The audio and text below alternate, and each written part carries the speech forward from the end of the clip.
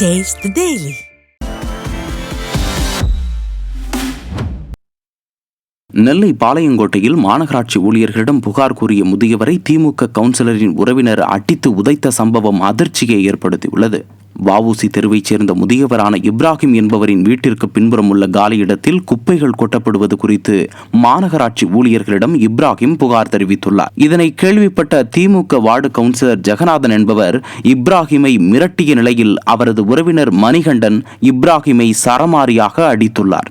விடியா ஸ்டாலின் ஆட்சியில் திமுகவினரின் அராஜகத்தால் முதியவர்களுக்கு பாதுகாப்பு இல்லாத சூழ்நிலை ஏற்பட்டுள்ளது.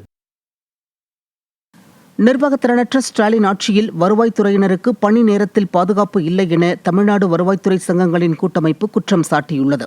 திருவண்ணாமலை மாவட்டம் ஆரணி வட்டாட்சியர் அலுவலகத்தில் வருவாய்த்துறை சங்கங்களின் கூட்டமைப்பு சார்பில் கல்வெட்டு திறப்பு மற்றும் கொடியேற்றும் நிகழ்ச்சி நடைபெற்றது.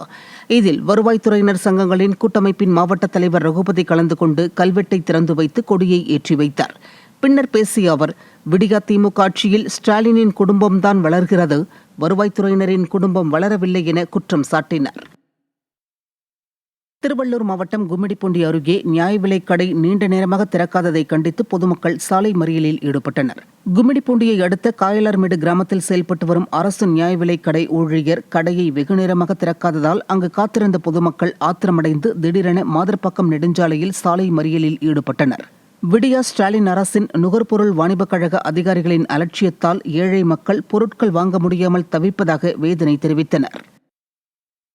மயிலாடுதுறை மாவட்டம் ஆதமங்கலத்தில் தேசிய ஊரக வேலைவாய்ப்பு திட்டத்தில் முறைகேடு நடப்பதாக புகார் அளித்த பெண்கள் மீது ஊராட்சி செயலாளர் தாக்குதல் நடத்திய சம்பவம் அதிர்ச்சியை ஏற்படுத்தியுள்ளது.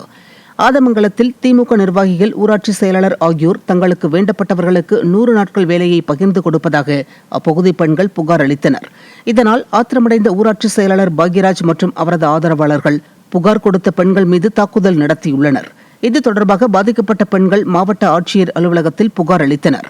விடியா திமுக ஆட்சியில் முறைகேடு தொடர்பாக புகார் தரும் பெண்களுக்கு மிரட்டல் விடுப்பது தொடர்கதையாகிவிட்டதாக அவர்கள் குற்றம் சாட்டினர். கிளர்க்கு பையன் அஜய், கிளர்க்கு பாக்கியராஜ், அவன் பேரும் வரமாட்டான், மருமகன் பிருத்திவிராஜ், அவங்க மாமியார் ஆச்சி, அவங்க சித்தி சாந்தி, எல்லாரும் வந்து என்னை மணி வந்து கேட்கலாம், கேள்வி கேட்கலாம், நீ யார் எங்களுக்கு அண்ணே என்னை வந்து அடிக்கிறாங்க. வேற ஒரு அடிக்கிறாங்க. வண்டியை வந்து காலில் வந்து ஏத்துறான். நெல்லை மாவட்ட முதன்மை கல்வி அலுவலரின் அராஜக போக்கை கண்டித்து அரசு பள்ளி முதுநிலை ஆசிரியர் தர்ணா போராட்டத்தில் ஈடுபட்ட சம்பவம் பரபரப்பை ஏற்படுத்தியது. மூலக்கரைப்பட்டி அரசு மேல்நிலைப் பள்ளியில் உதவி தலைமை ஆசிரியராக பணியாற்றி வந்த அழகுலிங்கம் என்பவர் ஏர்வாடி அரசு மேல்நிலைப் பள்ளிக்கு பணியிட மாற்றம் செய்யப்பட்டார். இதை எதிர்த்து உயர்நீதிமன்ற மதுரை கிளையில் தடையாணையை அழகுலிங்கம் வாங்கியுள்ளார். இது தொடர்பாக மாவட்ட முதன்மை கல்வி அலுவலர் சிவக்குமார் சந்திக்க அனுமதி வழங்காததால் அழகுலிங்கம் தர்ணா போராட்டத்தில் ஈடுபட்டார். கோர்ட் உத்தரவை மதிக்க மறுக்கின்ற அந்த சிஓ சார் அவர்கள் மீது நான் மேல்முறையீடு செய்ய இருக்கிறேன். எனக்கு நீதி வேண்டும், பழைய பள்ளியில் பணிபுரிய எனக்கு அனுமதி வேண்டும் என்று கேட்டுக்கொள்கிறேன். என்ன காரணத்துக்காக அவங்க பண்றாங்க? ஸோ அவங்க சொல்ற காரணம் நிர்வாக நலன்கருதி அப்படிங்கிறாங்க. ஆனால் உண்மையான என்ன காரணம்னா, அவருடைய நண்பர் ஒருத்தர் அங்கே இருக்கார். அவரை வந்து அந்த பொறுப்பில் என் பொறுப்பில் உட்கார வைக்க தான் ட்ரை பண்ணார். அது இப்போ நான் வெட்ட வெளிச்சம் நான் சொல்லிட்டேன், நீங்கள் அதுக்காக தான் செய்றீங்க அப்படின்னோடனே இப்போ அவரை உட்கார வைக்க முடியல. ஆமாம், அதுதான் அதனுடைய முழு நோக்கம்.